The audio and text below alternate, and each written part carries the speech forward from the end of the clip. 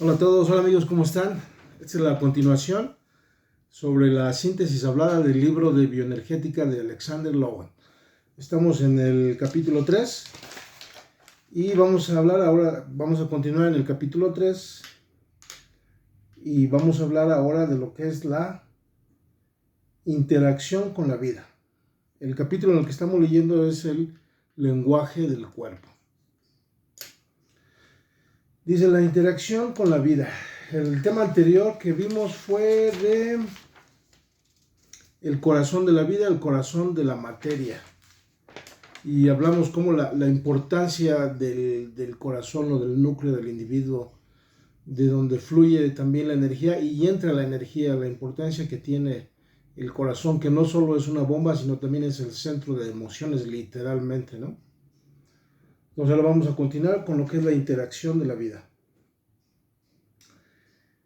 La interacción de la vida habla de cómo las diferentes partes de nuestro cuerpo, las partes expresivas, interactúan con el exterior, como las manos, los ojos, la boca, las expresiones de la cara. Y para empezar, el autor comienza aquí a hablar de todas las frases que envuelven con respecto a la expresión de la cara, ¿no? Como, por ejemplo, se me cae la cara de vergüenza, ¿no? Es decir,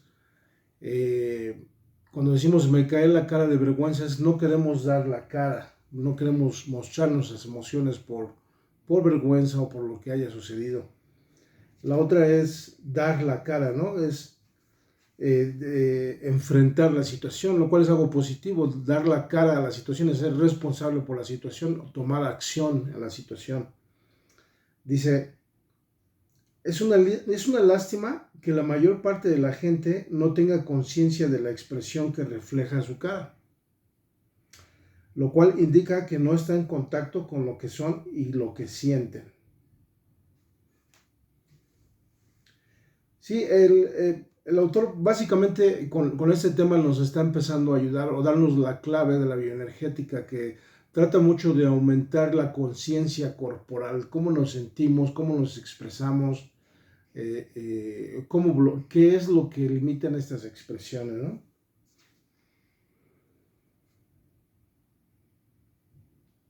Dice, estas consideraciones nos permiten valorar el ego de una persona observando su rostro. El de un esquizoide suele tener algo de máscara, ¿no? Las personas esquizoides que ya tienen una fractura de su ego con su cuerpo, o sea, no hay una asociación, también de su cara, o sea, su cara puede representar una emoción diferente a la que ellos sienten. Dice, una cara grande y plena denota un ego fuerte, según el lenguaje del cuerpo. Pero a veces se ve una cabeza y un rostro grande en un cuerpo pequeño o viceversa, un cuerpo grande de cabeza y cara pequeña. En estos casos es de presumir cierto grado de disociación entre el ego y el cuerpo. Esa disociación, recordemos que no es buena, debemos estar integrados. Dice, cada parte y rasgo de la fisonomía tiene su propio lenguaje corporal.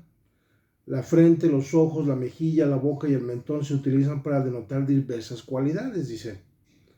Una de las expresiones que aquí se mencionan es la cara dura o que se es descarado o cínico, ¿no? Cuando se comporta desvergonzadamente o con insolencia. Las mejillas se sobresalen al pie de la letra e se inyectarán de sangre al llenarse de emoción. Esto habla mucho también de lo que es el lenguaje corporal. De hecho, hay varios libros que hablan sobre el lenguaje corporal de una persona y la bioenergética está íntimamente relacionada a ese lenguaje. Porque además el lenguaje del cuerpo también le indica al terapeuta qué trastornos o qué bloqueos puede tener una persona, qué bloqueos emocionales. Dice, como órganos, aquí ahora empieza a hablar de los ojos, dice, los ojos brillantes son señal y símbolo de exuberancia. Como órganos de la expresión, los ojos desempeñan un papel importante en el lenguaje del cuerpo. En una mirada puede decirse tanto que muchas veces adivinamos las reacciones de las personas por la expresión de los ojos, ¿no? Y creo que es muy cierto. Nosotros naturalmente, al ver a los ojos a una persona, podemos sentir mucho de su estado de ánimo, si están apagados, si están llenos de energía, de luz, si son sonrientes, Los ojos realmente son un espejo del alma, se dice coloquialmente. Dice, luego pasa a hablar de la boca, ¿no? Hablamos de los ojos, de la cabeza, semblante. Dice, pasa a hablar de la boca. Dice, hay muchas expresiones acerca de la boca, ¿no? Como decir algo con la boca chiquita, o hablar de dientes para afuera, o en boca cerrada no entran moscas. Todas estas frases pueden tener una connotación literal en lo que es una parte del cuerpo, ¿no? Dice, sobre los dientes se han elaborado muchas metáforas. Por ejemplo, echar al diente a un problema significa tenerlo casi resuelto. O decir las cosas de dientes para afuera es que no las sientes, sino solamente salen de aquí, no vienen del corazón. O sea, es como para denotar hipocresía también, ¿no? Dice, también la barbilla se expresa, ¿no? Por ejemplo, a veces, no sé si a ustedes les ha pasado, nuestros padres nos han dicho, pon la frente en alto o pon la barbilla en alto, ¿no? Para demostrar fortaleza, ¿no? Dice, aquí en español, este libro fue traducido del español de España, dice, en alto la barbilla, que en inglés se usa como chin up, ¿no? Dice, quiere decir, naturalmente, no doblegar el espíritu ante la adversidad, ¿no? O sea, yo puedo, chin up, la barbilla alta, o con la frente en alto y el pecho erguido, ¿no? O sea, no, es una frase que denota no tengas miedo a enfrentar la vida, ¿no? O ten el miedo pero enfréntalo. Dice, y continuamos con esto de las expresiones, que el tema es la interacción con la vida y cómo interaccionamos, cómo las expresiones del cuerpo interaccionan con la vida. Dice, ahora pasa con la voz, ¿no? Una frase muy común que dice, no, esta persona no tiene voz ni voto. Es decir, que sus expresiones no tienen influencia en el círculo social en donde esté, o a veces cuando una persona no tengo ni voz ni voto se está quejando que no se le permite expresarse. Dice, el lenguaje del cuerpo reconoce el significado de la voz. Decimos en una persona que no tiene voz en un asunto para indicar que no le concierne lo que allí se está discutiendo. Por tanto, perder voz en una situación podría significar que el individuo está siendo eliminado de ella. Interesante, ¿no? Dice, las funciones de los hombros, de los brazos y de las manos contribuyen al lenguaje del cuerpo. Aquí habla una persona, dice, échale hombro a una responsabilidad. Indica hacerse cargo de algo. O abrirse camino a codazos, luchar brazo a brazo partido. Otro que tenemos también en español es trabajar hombro con hombro, ¿no? O sea, hacer equipo con los demás, pero está hablando de una parte del cuerpo. Dice, aquí ahora pasa a hablar de la mano. Dice, las manos son el instrumento primario del tacto. Contiene más corpúsculos táctiles que ninguna otra parte del cuerpo. Si las manos son extremadamente expresivas de lo que sucede en nuestro interior, según esto, ¿no? Dice, hablando en términos humanos, tocar es sentir el contacto con otra persona, ¿no? Es, de hecho, cuando literalmente nosotros sentimos una transferencia de energía cuando nos tocamos o nos tocan, principalmente cuando nos tocan, nos abrazan, el calor de las manos y lo que sienten las manos comunican muchísimo sobre el estado corporal de la persona. Dice, ¿puede conocerse realmente a otra persona sin tocarla? Pregunta el autor. Dice, los psicoanalistas tradicionales que evitan todo contacto físico con el paciente por temor, según creo, de no provocar emociones ni sentimientos sexuales, elevaron una barrera entre estos dos individuos quienes necesitan estar en contacto más íntimo que él puede suponer a las meras palabras. Aquí ya se vuelve aquí un poquito más complejo como terapeuta, porque sí hay que reconocer, aquí el autor Alexander Lowen está haciendo un llamado a tocar al paciente o al cliente o cualquier otro nombre que se le quiera dar. Y es importante poder tocar al paciente porque se le da la señal de que hay otro ser humano escuchándolo, hay otro ser humano que puede ayudarle a encontrar la salida a sus tensiones emocionales.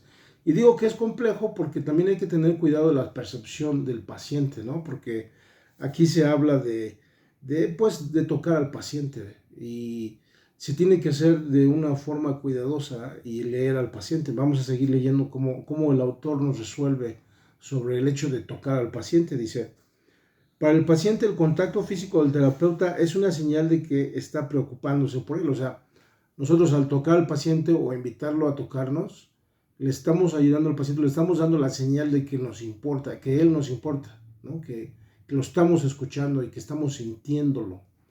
Dice, es como aquellos tiempos en que la madre lo estrechaba y tocaba como una expresión de cariño y amor.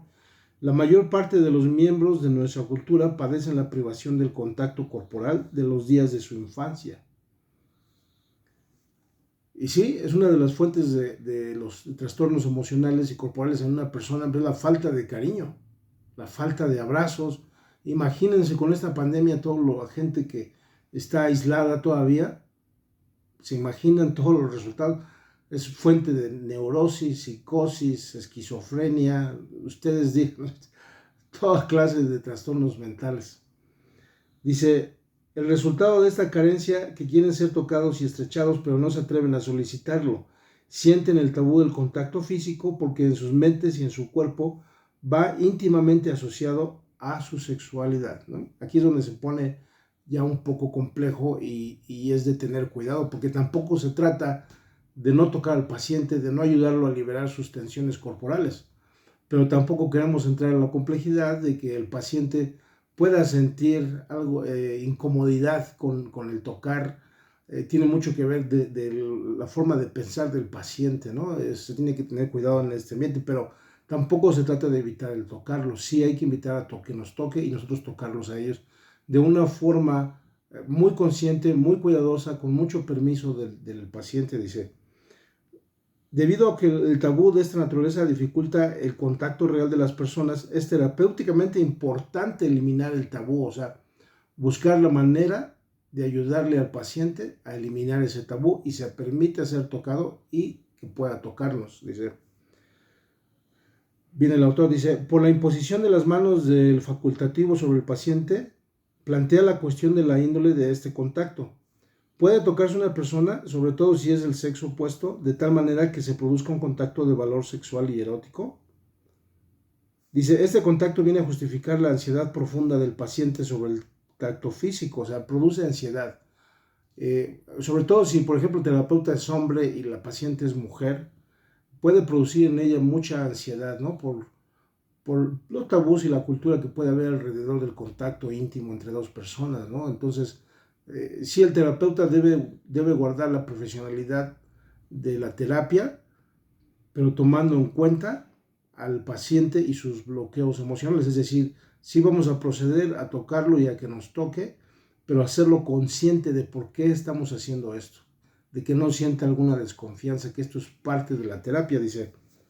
Cualquier insinuación sexual de este es una traición a la confianza esencial en la relación terapéutica y somete al paciente al mismo trauma de que experimentó en la antigua relación de madre, padre e hijo. O sea, si el terapeuta llegase a equivocarse o por voluntad tocar de más a la paciente o el paciente, este puede sentirse traicionado y exacerbar el trauma que tuvo en su niñez, si es que hubo un trauma. Entonces sí se tiene que tener mucho cuidado y bien estudiado esto antes de hacerlo, pero no se debe evitar tampoco, ¿no? He conocido personas en la psicoterapia que todavía tienen miedo o no han podido deshacer o no han podido entender perfectamente cómo llevar a cabo esa terapia, sobre todo en culturas que son conservadoras, ¿no? Dice, si la traición se acepta como algo normal, conduce a un patrón de actividad sexual que oculta la incapacidad de establecer un verdadero contacto a través del sentido del tacto, ¿no? También cuando uno empieza esta dinámica con el paciente de poder sentir y tocar con las manos al otro y que se ha tocado con las manos del terapeuta, sí nos van a dar rápidamente claves sobre los bloqueos emocionales de la persona, lo cual nos va a ayudar a ayudarle. Dice, el tacto del terapeuta tiene que ser cálido, amistoso, de fiar, inspirador de confianza y libre de todo interés personal. Pero como el facultativo es también un ser humano, puede entrar en juego a veces sus sentimientos personales y entorpecer la relación. Cuando ocurra así, no debe tocar al paciente. O sea, si tú como terapeuta o uno como terapeuta pierde el control al tener el contacto con el paciente, debe uno parar inmediatamente. Así de simple. Lo cual es poco probable que suceda sí y solo si el terapeuta se prepara bien, si tiene un completo entendimiento de esta terapia. Dice, por esto el terapeuta tiene que conocerse y ponerse en contacto consigo mismo previamente para poder tocar a su paciente. Es condición básica para tratar terapéuticamente a los demás, pasar primero uno mismo por la terapia, cosa que Alexander Lowen admite en el capítulo 1 que él no quería pasar por un tratamiento de esta magnitud porque él creía que no sentía nada y además él lo hizo con otro hombre que fue William Drake y sí se sintió incómodo, pero se dio la oportunidad y lo logró y tuvo muy buenos resultados. Dice, me valgo de este procedimiento después de haber sacado a la superficie algunos de los temores del paciente. Es decir, viene un proceso y una preparación del paciente cuando ya se comienza a tocar al paciente y permitirle al paciente que nos toque a nosotros. Hay una preparación, ya se tiene una conciencia de su historia también del paciente, dice. En todos los casos, este procedimiento llegaba a la médula de un problema que no podía abordarse ni esclarecerse si hacemos uso exclusivo de palabras. O sea, las palabras no son suficientes. Tampoco el contacto es suficiente. Debe haber una conciliación entre la palabra expresa y la expresión corporal. Van en suficiencia ambas. No puede faltar la una o la otra. Es una integración, dice. Otro ejemplo de lo importante que es curar a las personas a través de la expresión corporal es abrazar, tocar a otro, abrazar. A veces ayuda, por ejemplo, a abrazar a las mascotas. Cuando abrazas a tu mascota, ella te transfiere su energía emocional y tú se la transfieres a ella. Es realmente saludable también para la salud emocional de una persona es poder abrazar a otros. Dice, aquí después del tacto, el autor nos lleva a lo que es la postura, ¿no? En los seres humanos, la mayoría de la presión y la energía para sostenernos parados va a las piernas y a la columna, dice. Esta postura nos deja libres los brazos, desplazando a la columna vertebral y a las piernas, la función de sostener el peso del cuerpo. El cambio o la posición erecta pone en tensión los músculos de la espalda y esta tensión se centra en la región sacrolumbar. De hecho, si ustedes se dan cuenta, las emociones fuertes se sienten también en la base de la columna. Interesante, ¿no? Es un reflejo emocional. Dice, en otro capítulo dice, hablaré de la índole de esta tensión y su relación con los trastornos de la parte baja de la espalda.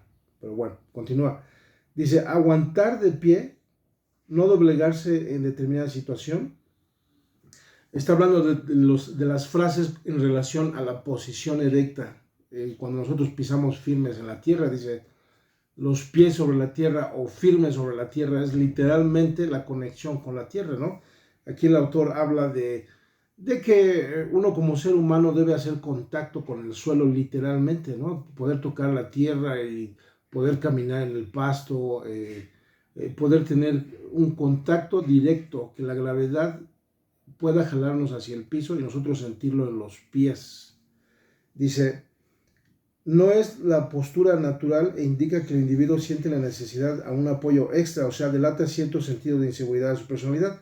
Aquí está hablando de algunos individuos que se les ha enseñado a pararse rígidos y derechos para poder mostrar o señalar fortaleza, pero esa rigidez inmediatamente revela una debilidad de carácter. Y no solo eso, sino que el individuo también va a perder equilibrio, va a estar tenso. Lo natural es que tengamos las rodillas ligeramente flexibles y el peso se distribuya hacia las puntas de los pies y en los talones.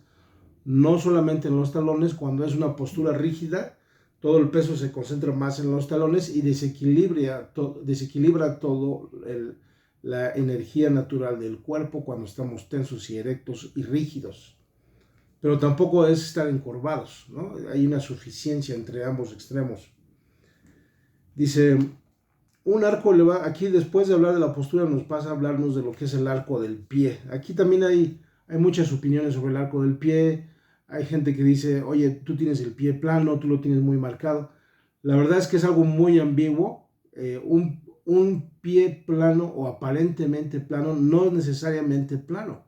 Puede tener un arco ligero o a veces la grasa del pie puede puede dar la impresión de que el pie está plano, pero en realidad la única manera de saber es hacer un examen especial donde se ve el estrés del pie en colores y se puede determinar con más exactitud en dónde se está distribuyendo el peso.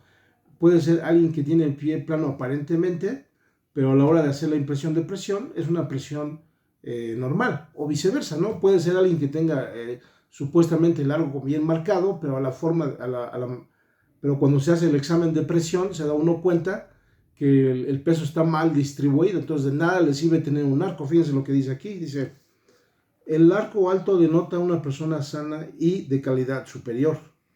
En el estilo coloquial del inglés se le llamaba pies planos a los policías con intención derogatoria para expresar que ocupaba un nivel inferior a la escala social. O sea, fíjense cómo también tiene una connotación social, ¿no? Sobre el tabú, sobre el pie plano. Dice, en realidad el autor pasa y nos comparte y dice que su madre hizo mucho hincapié en ponerle plantillas a él para poder hacerle un arco más elevado por el tabú cultural que ella tenía, que una persona con pie plano era una persona que se veía inferior o de categoría inferior. Y el autor dice que de ninguna manera él tenía ese desequilibrio, pero su madre, en base a esa percepción, dice que él lo hacía sufrir porque lo hacía usar plantillas que le lastimaban mucho el pie y que incluso desarrolló callos. Dice, en realidad nunca tuve pies planos, pero mi arco no era tan alto como para hacer feliz a mi madre. Dice, el caso es que a lo largo de los años en que he venido practicando personalmente la bioenergética, he tratado de que mis pies estuviesen en mayor contacto con el piso, lo que hablamos, ¿no? Tener contacto con el piso, aplastándolos. Estoy seguro de que a esto se debe que desde entonces no haya padecido callos, clavos, ni durezas, ni otras molestias por el estilo de los pies. O sea, él se describe sano, aunque él tiene el pie ligeramente plano, pero es muy relativo. Dice, los pies pequeños eran indicio de una mayor categoría social. Él ya pasa a explicar también este tabú que las mujeres, en algunas zonas en China, las mujeres eran obligadas a meter los pies en una especie de un zapato especial que hacía que no les creciera el pie, porque las mujeres de pie chiquito eran consideradas de la alta alcurnia. Dice, las campesinas que no podían permitirse este lujo se quedaban con los pies grandes, anchos y planos. El otro motivo para deformar los pies de las mujeres era tenerlas sujetas en casa y privarlas de independencia, ¿no? Y por eso aquí cabe mencionar en cómo en nuestras épocas, ahora que tenemos carros, usamos zapatos, casi nunca hacemos contacto directo con el suelo. A veces ni cuando nos levantamos usamos pantuflas y no hacemos contacto directo con el suelo, pero el autor sí recomienda que tengamos un ejercicio donde podamos tener contacto directo con el suelo, podamos caminar sobre el pasto, y eso lo que hace es regula la energía de tu organismo con el organismo de la tierra. Recordemos que en realidad todos somos un organismo, incluyendo el árbol, el pájaro, las mascotas, uno mismo es parte del todo.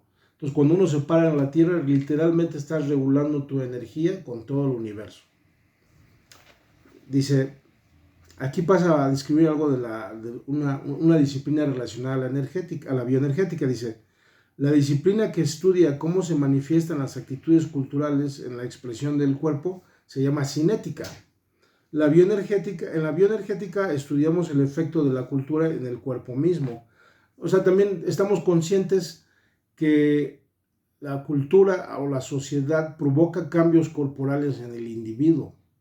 Por ejemplo, el bloqueo del crecimiento de los pies, o los nativos que se ponen platos en los labios, o aquellos que se ponen expansiones en los oídos. O sea, muchas culturas producen cambios en su cuerpo, no solo mecánicamente, sino también emocionalmente, ¿no? Como podemos ver la gente en Japón, podemos distinguir las expresiones corporales que son causadas por los tabús sexuales, ¿no? En Japón mucha gente es un tanto asexual. Continuamos, dice, los que pertenecemos a la bioenergética siempre hemos creído que los pies indican tanto sobre la personalidad de un individuo como su misma cabeza. O sea, los pies, la posición de los pies y cómo el individuo se está colocando sobre el piso, cuando está derecho, curvado, cómo está poniendo sus pies sobre el piso, también nos van a indicar en dónde están sus emociones. Dice, antes de formular un diagnóstico sobre cualquier problema de personalidad, yo siempre quiero ver al individuo de pie. De esta manera observo sus pies, dice. Y luego pasamos, dice, el individuo tiene una observación, ¿no? Aquí él habla de, regresamos a la postura, cuando una persona se para muy rígida, porque se le ha dicho que tiene que tomar una posición de poder, por ejemplo, pero lo aprenden a lo mejor de una manera errónea. Entonces hay personas que mantienen una postura muy rígida y muy derecha de su cuerpo, con tal de dar esa impresión de poder, pero lo que están haciendo es que el cuerpo se está volviendo completamente vertical y rígido, y eso transfiere el peso del cuerpo a los talones, lo cual causa un desequilibrio en toda la columna, que también tiene un fondo emocional, dice. Dice, en cambio, cuando el peso gravita sobre los dedos de los pies, es decir, cuando esa posición no es tan rígida, sino es un poco más normal, como nuestra espalda que tiene cierto arqueo, entonces el peso se distribuye hacia las puntas de los pies un poco más. Entonces eso da la información de que este individuo tiene su energía correcta, saludable, que está listo para avanzar, dice. Dice, como el equilibrio no es un fenómeno estático, se necesita para estar equilibrado un ajuste constante de la propia postura y tener conciencia de los pies. Dice, en cambio, cuando el peso gravita sobre los dedos de los pies, el sujeto está preparado para avanzar y su postura es más agresiva. Recordemos que aquí el autor dijo que el término de agresividad no necesariamente es violento. La acepción de la palabra agresivo también tiene una acepción con respecto a la energía con que uno hace las cosas. Entonces, si yo me pongo a trabajar con mucho vigor, es correcto decir, estoy trabajando con cierta agresión, pero no que quiera yo ser violento, sino que estoy imprimiendo energía en lo que hago, dice. La expresión tener los dos pies sobre la tierra solo puede tomarse literalmente en el sentido de que existe un contacto sensible entre los pies y el suelo. Y aquí les comento que pues hay una invitación constante del autor de tomar conciencia de nuestro cuerpo para podernos conectar mejor con nuestro mundo y por lo tanto también aliviar muchas tensiones crónicas emocionales. Dice, cuando no se está bien arraigado a la tierra, dice, la carencia del sentido de estar arraigado deriva indudablemente de algún trastorno o anomalía del funcionamiento corporal. Este trastorno está en las piernas, que son nuestras raíces móviles. De la misma manera que las raíces de un árbol, nuestras piernas y nuestros pies se interaccionan energéticamente con la tierra. Puede uno sentir cómo se cargan y revitalizan los pies al caminar descalzo sobre la hierba húmeda o la arena caliente. Pues ya lo hablamos, ¿no? Cómo es importante tener ese contacto con la naturaleza. Nosotros somos naturaleza también. Continúa. Después de hablar de las posturas y de cómo nosotros necesitamos estar arraigados al piso para poder tener un flujo balanceado de energía, nos hace conscientes de cómo el niño en el vientre de la madre hace contacto con la tierra, pero a través de la madre. Dice, la madre es el primer suelo que pisa el infante, o dicho de otra manera, el infante se pone en contacto con la tierra a través del cuerpo de su madre. Dice, tierra y suelo se identifican simbólicamente con ella, que es la representante de la solidez del hogar, ¿no? Que es el útero de la madre, ¿no? Es representante, dadora de vida, dice. Representante de la solidez del hogar, la madre, dice. Y termina el autor así. La madre desarraigada no es capaz de comunicar a su bebé el sentido de seguridad y firmeza que necesita. Esto es importante, ¿no? Si un individuo como madre supiera esto, dice, una madre desarraigada o una madre disasociada, que es más común hoy en nuestros días, no puede transmitir esa firmeza a su bebé porque ella misma no está arraigada. Dice, si no reconocemos estos hechos fundamentalmente de la bioenergética, no podremos evitar los efectos desastrosos para la vida humana de nuestra cultura altamente mecanizada y tecnológica. Hay una de las consecuencias. Bueno amigos, aquí terminamos este tema que fue la interacción de la vida. Y el siguiente tema, todavía vamos a estar en el capítulo 3, es señales y expresiones del cuerpo.